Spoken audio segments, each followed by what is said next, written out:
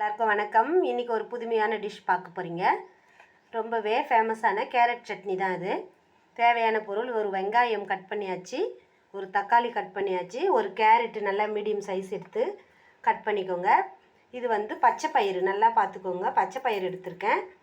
தேங்காய் ஒரு 2 சில் மெலிசாக எடுத்துக்கோங்க. காரத்துக்கு தேவைக்கேற்ப பச்சை மிளகாய் எடுத்துக்கோங்க.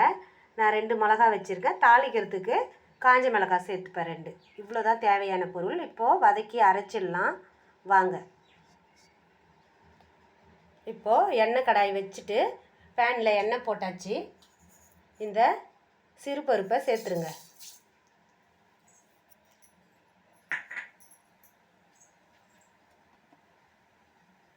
சிறுபருப்பை சேர்த்துட்டு இப்போ பாருங்கள், இந்த பாசிப்பருப்பு நல்லா செவந்துருச்சு. இந்த பச்சை மிளகாயை நல்லா 2 கட் பண்ணி போட்டுக்கோங்க.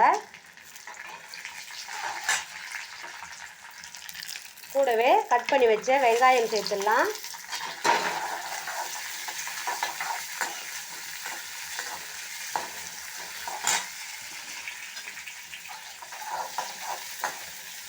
நல்லா ஆனியன் கொண்டு செவக்கட்டும். நல்லா வதங்கினதும் தக்காளி போட்டுக்கணும்.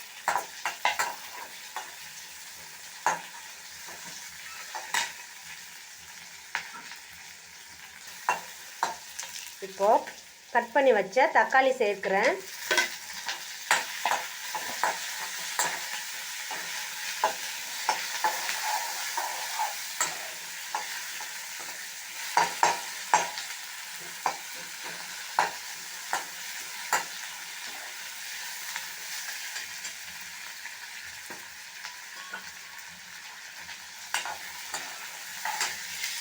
இந்த கேரட் நல்லா தோல் சீவி பீலரில் கட் பண்ணி வச்சுக்கோங்க. இந்த கேரட்டையும் தக்காளி வெங்காயத்தோடு நம்ம சேர்த்துணும். கூடவே இந்த தேங்காய் சில் சொன்னேன் இல்லையா, அதையும் சேர்த்துருங்க.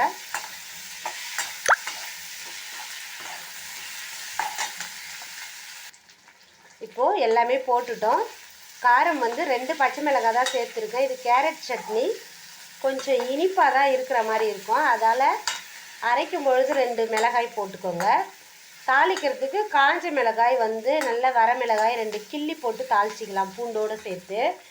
இது அந்த காய் கொஞ்சம் வேகணும் இல்லையா, அதுக்காக கொஞ்சம் மூடி போட்டு ஒரு 2 நிமிஷம் பொறுத்து வதக்கி இறக்கிடலாம். இப்போ மூடி போட்டு வைங்க கொஞ்ச நேரம். ஒரு 2 மினிட்ஸ் அப்படியே டீப்பாக வேகட்டும். நல்லா வதங்கிடும். அப்போ தான் இப்போ பாருங்கள், நல்லாவே வதங்கிடுச்சு. நம்ம ரொம்ப கலரிக்கிட்டே இருக்கணும்னு இல்லை, வெஜிடபிள்ஸ் கொஞ்சம் வதங்கினா தான் அந்த பச்சை வாடை போகும். அதனால தான் நம்ம வதக்குறோம், வேறு ஒன்றுமே இல்லை.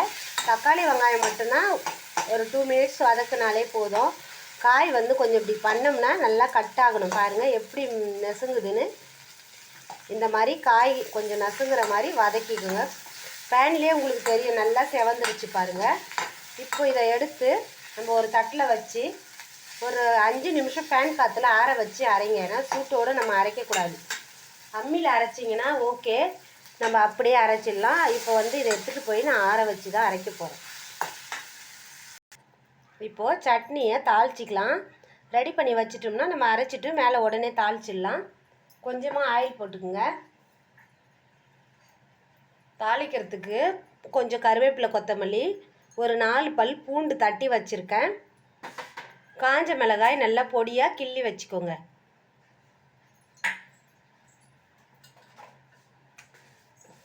இப்போது எண்ணெய் சூடு ஏறிடுத்து. கடுகு, உளுத்தம்பருப்பு சேர்ந்த கடுகு போடுங்க. கொஞ்சம் வாசமாக இருக்கும் நல்லா.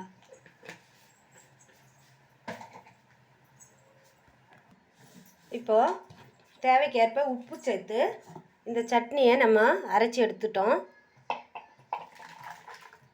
நல்லா கலர்ஃபுல்லாக இருக்கும் கேரட் சட்னின்றதுனால. உங்களுக்கு இது கேரட் சட்னின்னு கொஞ்சம் கூட யாருமே கண்டுபிடிக்க மாட்டாங்க, அவ்வளோ சூப்பராக இருக்கும்.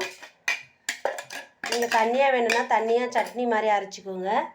இல்லை சாதத்துக்கு சாப்பிட்ணுன்னா தொகையல் மாதிரி கூட நம்ம ரசம் சாதத்துக்கு வைக்கிற மாதிரி அரைக்கலாம். இதில் ஹைலைட் என்னென்னா, நம்ம பாசிப்பருப்பு சேர்த்தோம், புரியுதுங்களா? பாசிப்பருப்பு வாசம் அருமையாக இருக்கும். கேரட்டும் பாசிப்பருப்பும் சேர்த்ததுனால டேஸ்ட்டும் சூப்பராக இருக்கும். இப்போ இந்த சட்னி தயாராகிடுச்சு. தாளிச்சிட்டு பரிமாறிக்கலாம். இப்போ கடுகு நல்லா வெடிச்சிடுது. இந்த காஞ்ச மிளகாய், ஏன்னா நான் அரைக்கிறதுக்கு பச்சை மிளகாய் சேர்த்துனா இன்னும் டார்க் ஆகிடும் சட்னி கலர். அதனால தான் தாளிக்கிறதுக்கு நம்ம சேர்த்துக்கிறோம். காஞ்ச மிளகாய், தட்டி வச்ச பூண்டு பல்,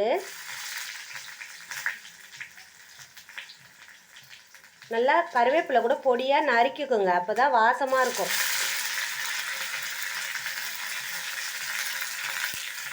நிறைய பேரண்ட்ஸ் வந்து வெஜிடபிள்ஸ் சாப்பிட மாட்டுறாங்க, என்ன பண்ணுறதுன்னு கேட்குறதுனால தான் நிறைய வெஜிடபிள்ஸ் சட்னி என்னோடய சேனலில் நான் போட்டிருக்கேன். அதெல்லாம் பாருங்கள், மசியல் பண்ணி போட்டிருக்கேன்.